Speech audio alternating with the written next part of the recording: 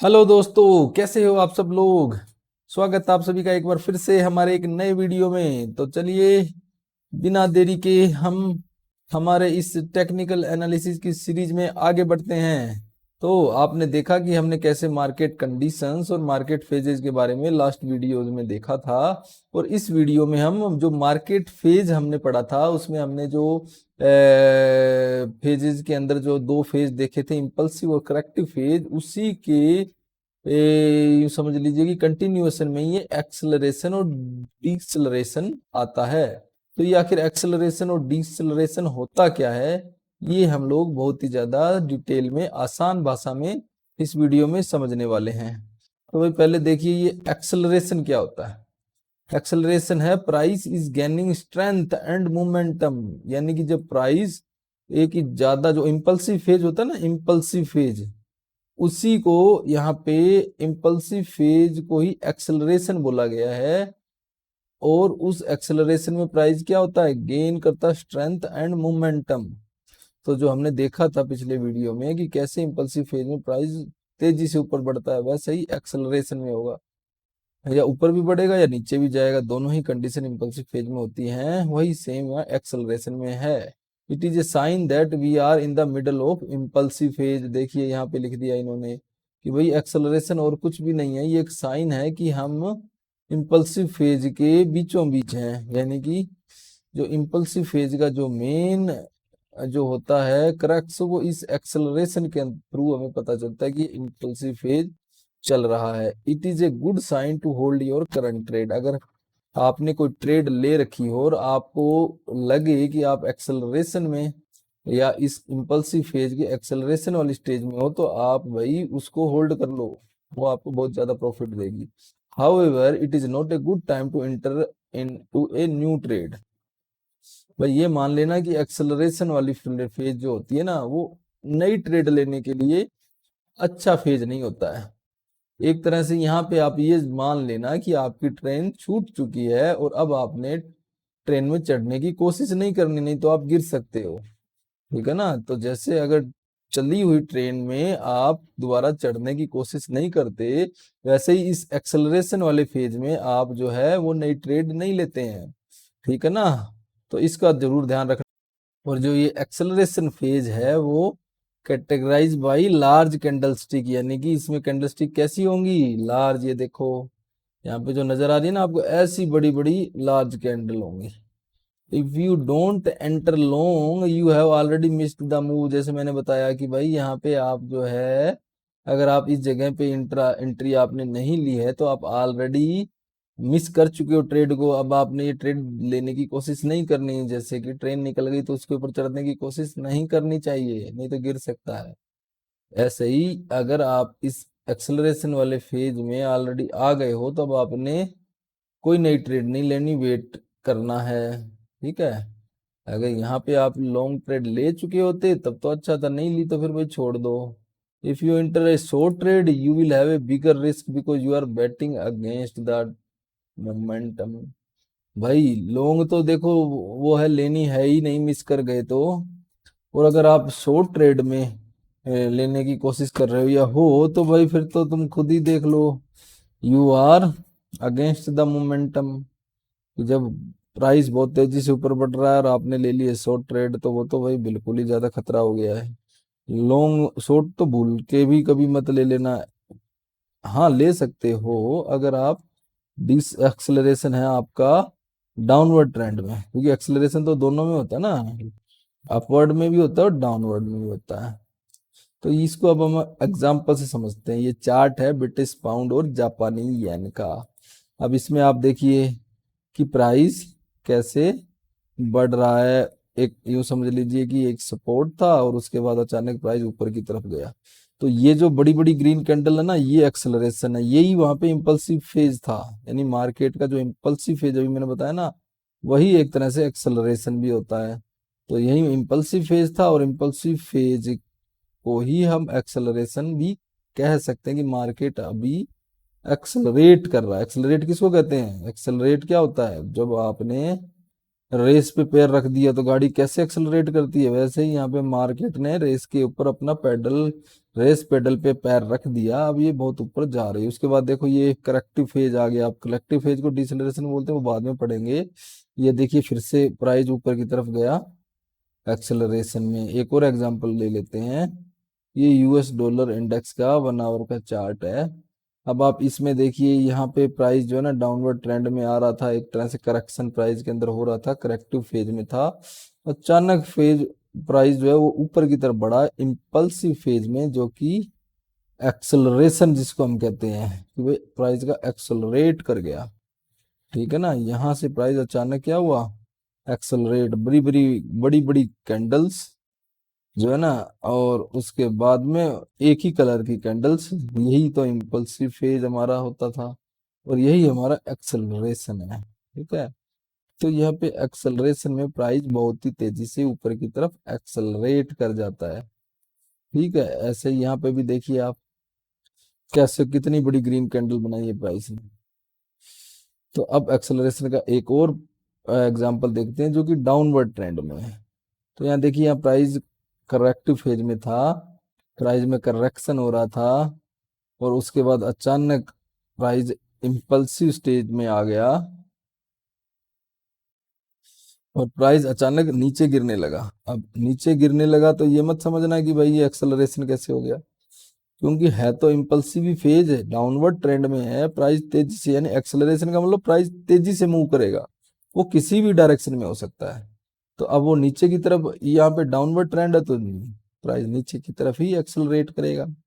ठीक है ना तो उसके बाद में आपका प्राइस तेजी से बढ़ता है एक्सेलरेशन में। तो एक्सेलरेशन जैसे ही आ जाए आपको यही समझना है कि अब हमें या तो ट्रेड में ऑलरेडी हैं तो हम अपना स्टॉप लॉस वगैरह उसके अकॉर्डिंग एडजस्ट कर सकते हैं, लेकिन नहीं है तो चुपचाप बैठे रहो भाई, वेट करो। यहाँ पे देखो ये प्राइस जो है वो एक तरह से हमारा करेक्टिव फेज था और उसके बाद फिर से एक्सेलरेट कर गया। तो ऐसे प्राइस जो है ना थोड़े थोड़े टाइम के बाद एक्सेलरेट करता रहता है, हमें उस अपॉर्चुनिटी का इंतजार करना है, वो ऐसा कब होता है। ये एक और चार्ट है ब्रिटिश पाउंड और यूएस डॉलर का। यहाँ पे प्राइस जो है अचानक से नीचे गिरता है, यानी कि एक्सेलरेट करता है डाउनवर्ड ट्रेंड में। क्यों डाउनवर्ड ट्रेंड में ट्रेंड एक्सेलरेट करता है, क्योंकि वहां पे उसने हो सकता है कोई एक इंपॉर्टेंट सपोर्ट वगैरह ब्रेक किया हो, तब ऐसा होता है। ठीक है, तो सपोर्ट रेजिस्टेंस हम नेक्स्ट वीडियो में पढ़ेंगे, तब आपको डिटेल में पता चलेगा। ये देखो कैसे प्राइस बीच बीच में करेक्टिव फेज में रहता है और करेक्टिव फेज में आने के अचानक बाद में वो एक्सेलरेट कर देता है, वो इधर डायरेक्शन में। यहाँ पे डाउनवर्ड ट्रेंड का एग्जांपल है, तो प्राइस नीचे की तरफ एक्सेलरेट कर रहा है। तो हमें यही चीजें देखनी है कि प्राइस एक्सेलरेट करने के बाद प्राइस थोड़ी सी देर करेक्शन में आएगा, तब हमें ट्रेड का वेट करना है और ट्रेड का वेट करने के बाद राइट ट्रेड इंटर करेंगे। तो जब अगली बार प्राइस एक्सेलरेट करेगा तो हम भाई प्रॉफिट का क्या उठाएंगे, मजा। यही एक्सेलरेशन ही हमें प्रॉफिट देगा। अब डिसलरेशन है, डिसलरेशन का क्या है आप वो देखिए भाई, डिसलरेशन होता क्या है। जो करेक्टिव फेज था ना मार्केट फेजेस में हमने जो भी पढ़ा करेक्टिव फेज, उसी को दूसरा नाम हम डिसलरेशन भी कह देते हैं। Price is losing strength and momentum, भाई इसके अंदर प्राइस अपनी स्ट्रेंथ को लूज करता है, मोमेंटम को लूज करता है, प्राइस स्लो हो जाता है। वहां पे तेजी से, एक्सेलरेशन में क्या था बहुत तेज स्पीड थी, यहाँ पे प्राइस धीरे धीरे, यहाँ पे मिक्स कैंडल बनने लगेंगे। It is a sign that impulsive phase is about to end. जब ऐसा होने लगे तो समझ लो कि भाई इम्पल्सिव फेज या हमारा एक्सेलरेशन है वो खत्म हो रहा है, तो ही हमारा ये डिसलरेशन स्टार्ट होगा। ठीक है, तो एक तरह से इसमें प्राइस धीमा हो जाता है। It is a good sign to look for inter और मैनेज योर ट्रेड, यानी कि यहाँ पे हम अपने ट्रेड को, डिसलरेशन वाला फेज या करेक्टिव फेज ऐसा फेज होता है जिसमें हम अपनी कोई एंट्री लेते हैं और या फिर अपने ट्रेड को मैनेज करते हैं, यानी कि स्टॉप लॉस वगैरह हमारा मैनेज कर देते हैं। वो सारा मैं आपको सिखाऊंगा नेक्स्ट वीडियोस में, डिटेल में हम कैसे ट्रेड लेंगे और कैसे स्टॉप लॉस मैनेज करेंगे, वो सब हम सीखने वाले हैं। It is categorize by candlestick decreasing in size. यहाँ पे क्या होगा ना, कैश जो कैंडल्स की साइज है ना वो धीरे धीरे घटने लगेगा, ये देखो यहाँ पे ये जो कैंडल थी कितनी बड़ी बड़ी बड़ी छोटी होती जा रही है ना, बड़ी से छोटी, ऐसे कैंडल्स छोटी होने लगी। ठीक है, तो यहाँ पे क्या था, एक्सेलरेशन था। जब ये दिख रहा है ना ये कैंडल्स जब बड़ी बड़ी है, इसका मतलब इस जगह एक्सेलरेशन है। और एक्सेलरेशन में हमें कोई भी ट्रेड में इंटर नहीं लेनी है, किसी भी ट्रेड में एंट्री नहीं लेनी है। डिसलरेशन ऐसा है जब हम वेट करेंगे कोई भी नई ट्रेड में एंट्री लेने के लिए, यहाँ क्योंकि यहाँ पे हमने देखा प्राइस तेजी से बढ़ रहा था, प्राइस धीरे हुआ है। अब हम देखेंगे कि भाई धीरे हुआ, इसका मतलब कुछ टाइम करेक्टिव फेज या डिसलरेशन रहेगा, उसके बाद फिर से एक्सेलरेशन आएगा। अब वो एक्सेलरेशन किसी भी डायरेक्शन में हो सकता है, अपवर्ड या डाउनवर्ड, लेकिन हमें वहां पे अपॉर्चुनिटी मिलेगी लॉन्ग या शॉर्ट ट्रेड लेने की। तो हम डिसलरेशन फेज में वेट करते हैं, गुड अपॉर्चुनिटी है ये ट्रेड लेने के लिए। एक्सेलरेशन स्टेज में कोई भी ट्रेड हम बिल्कुल भी कभी भी नहीं लेने वाले। नहीं तो भाई जैसे चलती ट्रेन में चढ़ने पे जो हाल होता है ना, वही हाल हमारा एक्सेलरेशन में ट्रेड लेने पे होगा। डिसलरेशन की अब हम एग्जांपल देखते हैं चार्ट के थ्रू। तो ये एक यूरो और यूएस डॉलर का चार्ट है। यहाँ पे आप देख रहे हो कि भाई प्राइस जो है वो एक तरह से यहाँ पे इसने इस जगह पे जो प्राइस का लोअर हाई था उसको ब्रेक कर दिया है, और ब्रेक करके उसने एक हायर लो बनाया है या हायर हाई बनाया है। तो उसके बाद में इस जगह पे प्राइस ने रेजिस्टेंस लिया, डिसलरेशन ये जो स्टेज आया, क्योंकि ऊपर एक रेजिस्टेंस था। तो जब रेजिस्टेंस था तो प्राइस जो है ना तेजी से तो बढ़ा था, लेकिन फिर धीरे धीरे इसकी जो रफ्तार थी ना ऊपर जाने की वो कम हो गई, क्योंकि वहां पे एक इम्पोर्टेंट रेजिस्टेंस पीछे से हमें दिख रहा था। तो उसके बाद प्राइस ने वो रेजिस्टेंस ब्रेक नहीं कर पाया और अचानक नीचे की तरफ गिर गया। तो अब ये जब नीचे की तरफ गिरा तो वो डिसलरेशन था, क्योंकि वहां पे सपोर्ट के पास में प्राइस, सॉरी रेजिस्टेंस के पास में प्राइस ज्यादा नहीं बढ़ रहा था। तो ऐसे ही एक और एग्जांपल लेते हैं कनेडियन डॉलर और जापानीज येन का। तो यहाँ पे आप ये देखिए ये प्राइस जो है ना वो तेजी से इम्पल्सिव फेज में ऊपर की तरफ गया था। अब जब तेजी से कोई भी चीज ऊपर जाती है तो हमेशा नहीं ऐसे जाएगी ना, वो धीरे धीरे उसमें डिसलरेशन यानी कि रफ्तार उसकी घटेगी। डिसलरेशन और कुछ भी नहीं है, प्राइस की मूवमेंट की रफ्तार को कम होना ही डिसलरेशन है। यहाँ पे देखो प्राइस धीरे धीरे बढ़ रहा है, लेकिन धीरे धीरे बढ़ रहा है, इसी को डिसलरेशन बोलते हैं। और उसके बाद जैसे ही ये डिसलरेशन आता है, हमें ट्रेड लेने के लिए क्या हो जाना है, तैयार हो जाना है।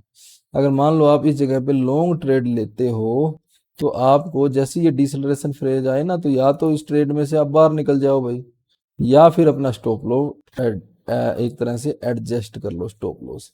यानी कि डिसलरेशन जो है ना हमें दो अपॉर्चुनिटी देता है। एक तो नई ट्रेड में एंट्री की हम अपॉर्चुनिटी ढूंढते हैं अगर हम कोई एंट्री में है नहीं तो, और अगर हम ऑलरेडी किसी ट्रेड में एंटर्ड हैं तो ये डिसलरेशन वाला जो स्टेज है हमें अपॉर्चुनिटी देता है कि हम जो है वो अपने स्टॉप लॉस को एडजस्ट करें, या जो एग्जिस्टिंग हमारी ट्रेड चल रही है उससे बाहर निकल जाएं। तो जैसे अगर मान लो आप इस जगह पे लॉन्ग ट्रेड में हो और आप इस फेज में हो, तो आपको वही दिखना चाहिए कि अब ये जो है ना ये प्राइस जो ऊपर जा रहा था ये हमेशा नहीं रहने वाला, कभी भी नीचे जा सकता है। तो हमें या तो यहाँ पे एग्जिट मार देना चाहिए, या फिर हमें अपने स्टॉप लॉस को जो कि इस जगह था उसको इस जगह पे कर लेना चाहिए, ताकि अगर प्राइस नीचे आए भी तो हम लोग बाहर निकल जाएं। ठीक है ना। तो यहाँ पे हम ट्रेड को मैनेज करते हैं डिसलरेशन में, या नई ट्रेड में एंट्री की अपॉर्चुनिटी देखते हैं।